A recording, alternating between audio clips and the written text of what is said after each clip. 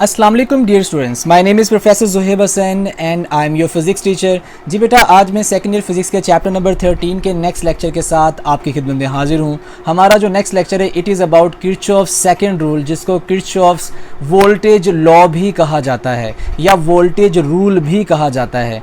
तो पहला जो रूल आपने पढ़ा था दैट वाज अबाउट करंट, तो उसको किरचॉफ करंट रूल या करंट लॉ भी कहा जाएगा। और इस केस के अंदर हम वोल्टेज को डिस्कस करने जा रहे हैं किरचॉफ सेकंड रूल के अंदर, तो इसको किरचॉफ वोल्टेज लॉ या किरचॉफ वोल्टेज रूल भी कहा जाता है। तो अब ये किरचॉफ सेकंड रूल या वोल्टेज लॉ क्या है, इसे हम देख लेते हैं।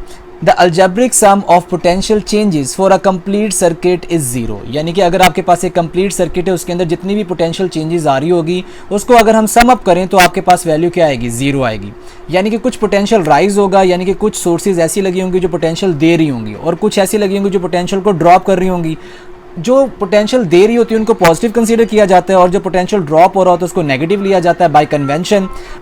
अगर इन तमाम वोल्टेजेस को all the potential rise and drops को ऐड किया जाए तो आपके पास sum of all the voltages in a close circuit क्या आएगा बेटा, ज़ीरो आ जाएगा। तो उसको अगर फॉर्मूला को रीअरेंज करें तो आपके पास एक और डेफिनेशन बनती है, the sum of all the potential rise is equal to the sum of all the potential drops. यानी कि तमाम पोटेंशियल राइज का जो सम है एक क्लोज सर्किट के अंदर और जो तमाम पोटेंशियल ड्रॉप्स का जो सम है क्लोज सर्किट के अंदर, दोनों आपस में क्या होंगे, इक्वल होंगे। अगर हम उसी फॉर्मूले को रीअरेंज करें तो आपके पास ये सेकंड डेफिनेशन बन जाती है, राइट। तो आपके पास एक क्लोज सर्किट के अंदर जितने भी पोटेंशियल ड्रॉप्स और राइज होंगे उनको सम करने से आपके पास क्या अचीव होगा, ज़ीरो। अगर उसको रीअरेंज किया जाए तो वो all the voltage drops and rise will be equal to each other according to law of conservation of energy, right. जी बेटा, अब हम यहाँ एक सर्किट सपोज करने जा रहे हैं इसी बात को सेटिस्फाई करने के लिए कि वाकई आपके पास किरचॉफ सेकंड रूल के मुताबिक जो वोल्टेज ड्रॉप्स और वोल्टेज राइज का सम आपस में इक्वल होता है या नहीं होता, या sum of all the voltage drops and rise आपको ज़ीरो देते हैं या नहीं देते। इस चीज़ को प्रूव करने के लिए यहाँ आपके सामने एक सर्किट दिया हुआ है। इस सर्किट के अंदर दो रजिस्टर आपको लगे हुए नजर आ रहे हैं, R1 एंड R2, और दो DC सोर्सेज आपको नजर आ रही हैं, एक का EMF E1 है और एक का EMF E2 है, राइट।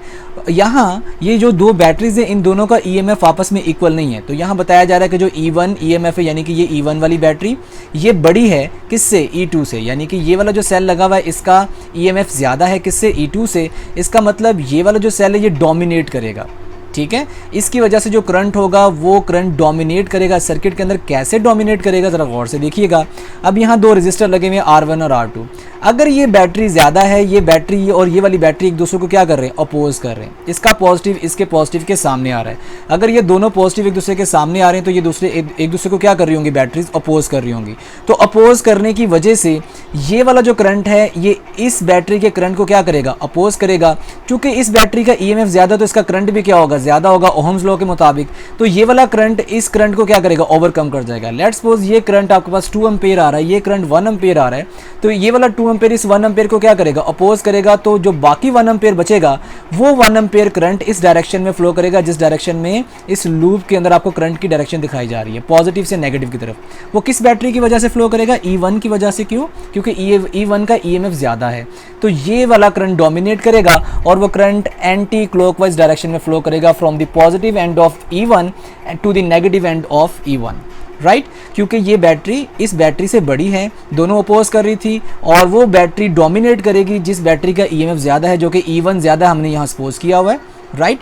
उसके बाद जैसे ये गुजरेगा तो आपके पास R1 के क्रॉस पोटेंशियल ड्रॉप होगा। ये जो E2 है ये पोटेंशियल ड्रॉप के तौर पर बिहेव करेगा। इसी तरह से जब R2 में से करंट E1 की वजह से फ्लो करेगा तो R2 भी कुछ ना कुछ पोटेंशियल को ड्रॉप करेगा। तो ये जो सारा का सारा EMF है जो कि बैटरी E1 की वजह से, ये सारा का सारा इन तीनों एलिमेंट्स जो कि एज ओपोजिशन बिहेव कर रही होंगी, इन तमाम के क्रॉस क्या हो जाएगा, ड्रॉप हो जाएगा, राइट। तो अब हम यहाँ बात कर लेते हैं law of conservation of energy की। तो एनर्जी आपको पता है ना वर्क डन के बराबर होता है। तो अब वो वर्क डन जो कि ये बैटरी कर रही होगी जब करंट किस में से गुजर रहा होगा, इस R1 में से गुजर रहा होगा, E2 में से गुजर रहा होगा, R2 में से गुजर रहा होगा, तो उन वर्क डन को हम निकाल लेते हैं। अब सपोज करते हैं कि ये जो करंट गुजर रहा है I is equal to delta Q over delta T है, यानी कि delta Q, capital delta Q वो करंट है जो कि इस पूरे सर्किट में फ्लो कर रहा है। तो अगर चार्ज डेल्टा Q फ्लो कर रहा है तो आपको पता है ना कि आपके पास वर्क डन की वैल्यू क्या होती है, Q into delta V, right. Q क्या होता है चार्ज, डेल्टा V क्या होता है पोटेंशियल डिफरेंस। तो वर्क डन की वैल्यू क्या निकलेगी, Q इंटू डेल्टा V। तो तो वर्क डन के उस रिलेशन के मुताबिक energy gain by the charge E1 delta Q, तो E1 डेल्टा क्यू क्या होगा, ये वो एनर्जी है जो कि E1 बैटरी उसको देगी। E1 किसकी जगह आएगा, डेल्टा V की जगह, क्योंकि बैटरी के टर्मिनल्स के अक्रॉस जो पोटेंशियल डिफरेंस है वो EMF E1 के बराबर होगा, और डेल्टा क्यू वो चार्ज होगा जो इस पूरे सर्किट में क्या कर रहा होगा, फ्लो कर रहा होगा। तो ये वो एनर्जी है जो कि ये बैटरी पूरे सर्किट को प्रोवाइड कर रही है। तो एनर्जी की वैल्यू E1 डेल्टा क्यू के बराबर आएगी, क्योंकि ये वर्क डन के बराबर होती है। वर्क डन का फॉर्मूला क्या होता है, Q इंटू डेल्टा वी, तो Q इंटू डेल्टा वी की जगह आपने E1 लगाया, और Q चूंकि यहाँ डेल्टा Q मैंने सपोज किया हुआ तो यहाँ डेल्टा Q लगाया गया। तो आपके पास energy gained by this battery is equal to E1 delta Q, जो कि चार्जेस को मिलेगी और वो चार्जेस इस पूरे सर्किट में फ्लो करेंगे, राइट। अब जो एनर्जी लॉस होगी E2 के अंदर, क्योंकि ये एज एन ऑपोजिशन बिहेव कर रही होगी, क्योंकि दोनों के टर्मिनल पॉजिटिव आमने सामने हैं, तो ये E2 E1 को अपोज करेगी, तो ये एज ऑपोजिशन बिहेव करेगी, तो इसके क्रॉस भी एक पोटेंशियल ड्रॉप आएगा, और वो पोटेंशियल ड्रॉप इसकी EMF E2 के बराबर होगा। तो आपके पास जो एनर्जी यहाँ कंज्यूम हुई होगी उस एनर्जी को निकालने के लिए वही W is equal to Q into delta V वाला फॉर्मूला लगाएंगे। Q इंटू डेल्टा वी आपके पास यहाँ उस रिलेशन के मुताबिक E2 इंटू डेल्टा Q आ जाएगा। अब बाय कन्वेंशन चूंकि ये पोटेंशियल ड्रॉप हो रहा है, पोटेंशियल ड्रॉप को नेगेटिव लिया जाएगा और पोटेंशियल गेन को आपने क्या लिया हुआ, पॉजिटिव लिया हुआ है, ठीक है। तो ये पोटेंशियल ड्रॉप है आपके पास, पोटेंशियल लॉस है जो कि ड्रॉप हुआ होगा E2 के अक्रॉस। जी बेटा, इसी तरह से जो आपके पास R1 है ये भी पोटेंशियल को ड्रॉप करेगा, इसका पोटेंशियल भी उसी वर्क डन के फॉर्मूले से आप निकाल सकते हैं। वर्क डन का फॉर्मूला आपको पता है कि Q इंटू डेल्टा वी है, तो डेल्टा Q आपके पास बेटा वो चार्ज है जो कि इस पूरे सर्किट में फ्लो कर रहा होगा। चार्ज सेम होगा, चार्ज क्यों सेम होगा, सीरीज़ में सर्किट है, सीरीज़ में करंट सेम रहता है। अगर करंट सेम रहता है तो चार्ज सारे एलिमेंट्स में से जो चार्ज गुजर रहा होगा वो भी क्या होगा, सेम होगा, इसलिए डेल्टा Q सारे एलिमेंट्स के साथ वो सेम है, ठीक है। तो यहाँ जो पोटेंशियल ड्रॉप आएगा R1 के क्रॉस वो V1 है, और V1 ओहम्स लॉ के मुताबिक किसके बराबर होगा, IR1। अब I भी आपने इसके साथ 1 नहीं लगाया, क्यों, क्योंकि सीरीज़ में करंट क्या रहता है, सेम, तो I के साथ भी 1 लगाने की ज़रूरत नहीं है। तो IR1 is that potential drop जो कि R1 के क्रॉस हुआ होगा। तो ये IR1 आपके पास क्या है, ये V1 पोटेंशियल ड्रॉप है जो कि R1 के क्रॉस ड्रॉप हुआ होगा। इस तरह से जब चार्जेस R2 में से गुजरेंगे उसके क्रॉस भी इसी फॉर्मूले के मुताबिक minus delta Q into IR2 आपके पास पोटेंशियल ड्रॉप आया होगा।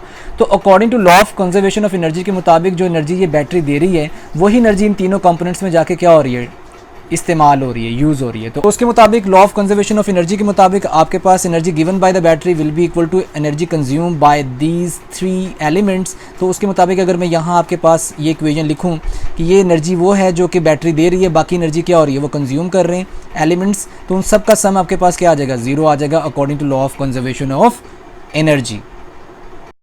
अगर मैं इस इक्वेशन को गौर से देखूं तो इसमें जो डेल्टा Q है, क्योंकि तमाम कंपोनेंट्स में से जो फ्लो होने वाला चार्ज था वो सेम था, चूँकि सर्किट सीरीज़ में कनेक्टेड है, तो डेल्टा Q को मैं यहाँ से कॉमन ले सकता हूँ। कॉमन लेके अगर मैं 0 पे जाके 0 को डेल्टा Q पे डिवाइड करूँ तो मेरे पास ये 0 ही आ जाएगा, राइट। तो मेरे पास जो लेफ्ट साइड पे इक्वेशन बचेगी, it will be equal to E1 minus IR1 minus E2 minus IR2 is equal to 0। तो ये वाली जो आपके पास क्या कहते हैं फॉर्म बनी है, ये फॉर्म आपके पास इस पर्टिकुलर डेफिनेशन के मुताबिक है, ठीक है। The algebraic sum of potential changes for a complete circuit is 0। तो algebraic sum of all the potential changes in a complete circuit in a close circuit is equal to 0।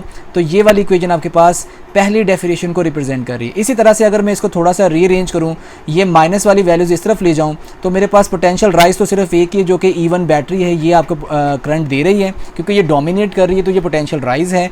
तो ये potential rise will be equal to what, all the potential drops. तो ये सारे potential drops अगर आप 0 वाली side पे लेके आएँ तो ये प्लस हो जाएंगे, तो sum of all the potential drops equal आ जाएंगे ऑल द वोल्टेज राइज। अगर इसी तरह से एक और बैटरी लगी होती जो कि पोटेंशियल राइज का काम कर रही होती तो वो E1 के अंदर ऐड हो जाती। तो sum of all the potential rise will be equal to sum of all the potential drops according to this particular definition of Kirchhoff second rule, या इस स्टेटमेंट के मुताबिक या इस डेफिनेशन के मुताबिक आपके पास इस फॉर्मूले को रीअरेंज करने से एक नई फॉर्म आ जाएगी कि all the potential rise is equal to all the potential drops, and this is the Kirchhoff second rule.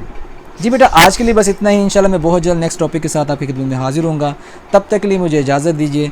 Thank you very much. अल्लाह हाफिज़।